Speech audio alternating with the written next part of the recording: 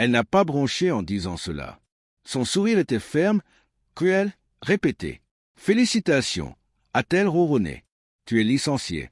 Prends ton vieil ordinateur portable et file. Cette entreprise à 10 millions de dollars est à moi maintenant. Jason prendra ta place. Les papiers du divorce arriveront demain. » La sécurité attendait à la porte comme des vautours. Jason, l'homme que j'appelais autrefois mon protégé, se tenait derrière elle, un sourire narquois. J'ai hoché lentement la tête, comme un condamné qui a accepté son sort. Je les ai laissés croire qu'ils avaient gagné.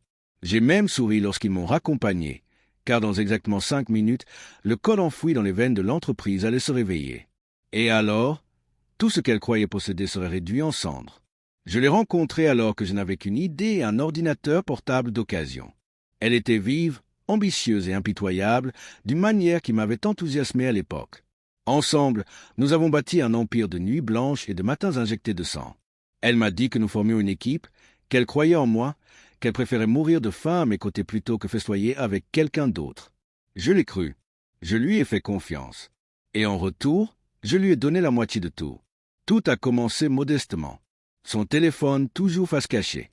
Des réunions nocturnes qui s'éternisaient jusqu'au matin. Un parfum qui n'était pas le sien persistait sur sa veste. Je me suis dit que j'étais paranoïaque, que le succès change les gens, les emplois du temps, les habitudes. Puis j'ai vu son reflet un jour, assise dans son bureau, la main de Jason effleurant la sienne. Son regard était le même qu'elle me lançait autrefois, quand nous étions des rêveurs affamés, complotant notre ascension. C'est à ce moment-là que l'entreprise n'était plus à nous. Elle était déjà à eux. Les preuves sont venues facilement après cela. Un SMS laissé ouvert sur son iPad, des virements bancaires cachés à la vue de tous, un brouillon de divorce rédigé par un avocat, étiqueté, version définitive. Elle ne m'avait pas seulement trahi. Elle avait planifié cela pendant des mois, étape par étape, m'effaçant de ma propre création. Le genre de trahison qui ne fait pas que blesser. Elle cautérise. On ne saigne pas, on ne crie pas, on se tait intérieurement. Et dans ce silence, on commence à planifier. Je ne l'ai pas confronté. Je ne l'ai pas supplié. Je ne me suis pas enragé. Au lieu de cela, j'ai joué le rôle du mari inconscient, du fondateur surmené, trop concentré sur les chiffres trimestriels pour remarquer que sa femme et protégée le déposaient. Mais pendant qu'il complotait mon départ, j'ai posé les bases de leur chute.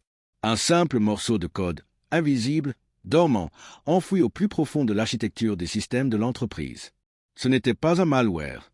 Ce n'était pas destructeur. C'était un levier, un déclencheur, un moyen de leur couper l'herbe sous le pied sans laisser d'empreinte. Je l'ai appelé Genesis. Il ne manquait plus que mon départ, au moment où je me suis déconnecté pour la dernière fois.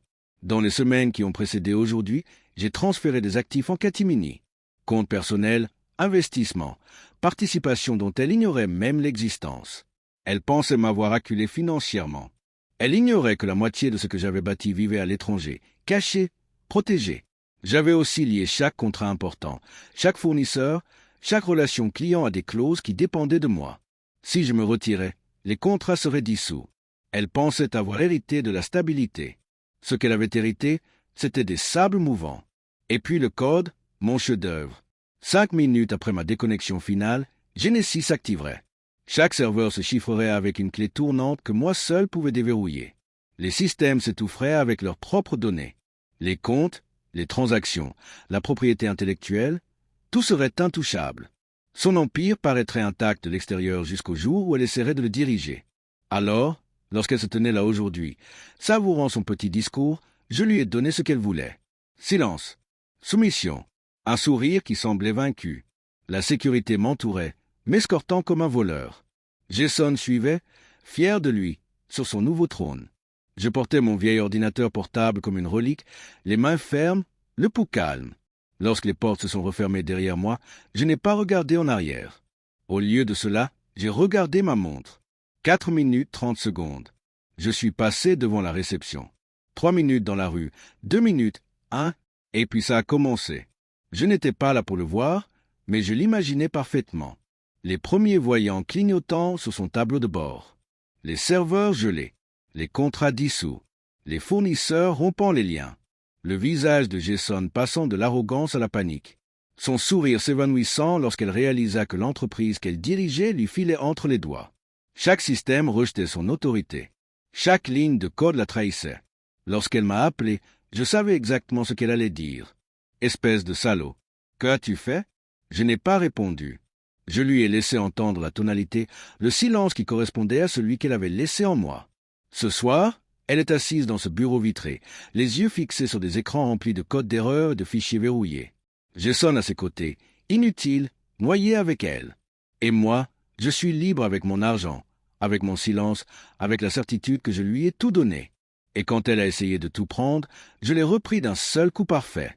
La vengeance ne rugit pas toujours. Parfois, elle attend. 5 minutes, c'est tout ce qu'il a fallu pour anéantir son empire. Elle voulait me voir partir. Maintenant, elle va devoir vivre avec les ruines. Et cette fois, je peux sourire pour de bon.